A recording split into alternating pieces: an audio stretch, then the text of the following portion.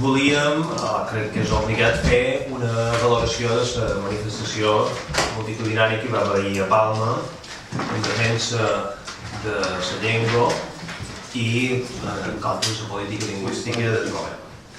En primer lloc, dir que des de la coalició de PSM Iniciativa Verds Entesa manifestàvem o consideràvem que va ser una manifestació de les més multitudinàries que hi ha hagut aquests darrers anys a Palma.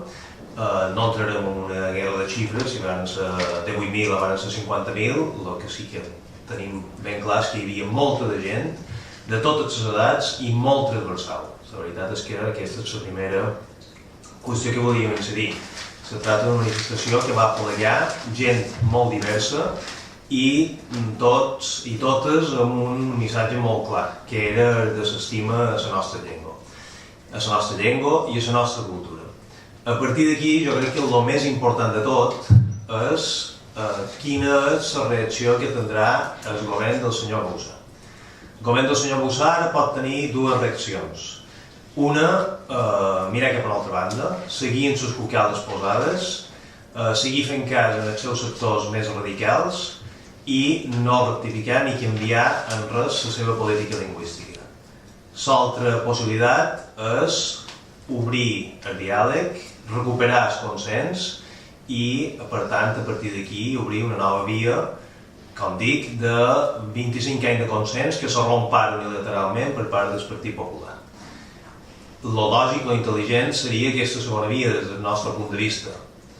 El Partit Popular avui ja han sentit alguna declaració del senyor Ramis en concret, del senyor Miquel Ramis, en el sentit de que són els mateixos de sempre, que no canviaran, etc.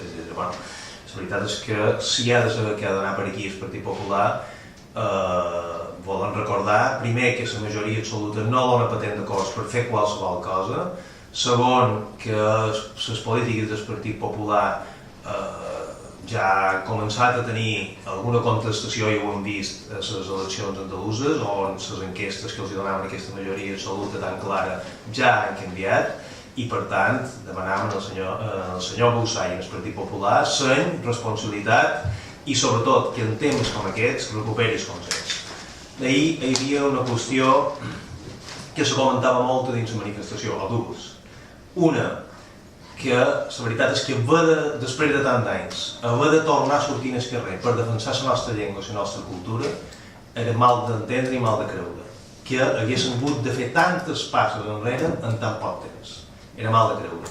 I la segona, que com era possible que en la situació econòmica, de gent a l'atur i de preocupació per qüestions que afecten a les famílies, a la butxaca de la gent, en el futur dels nostres joves, de la gent que en aquest moment no té feina, que la màxima preocupació del senyor Bauzá sigui crear conflicte lingüístic i sigui dur a terme propostes contra la nostra llengua i la nostra cultura.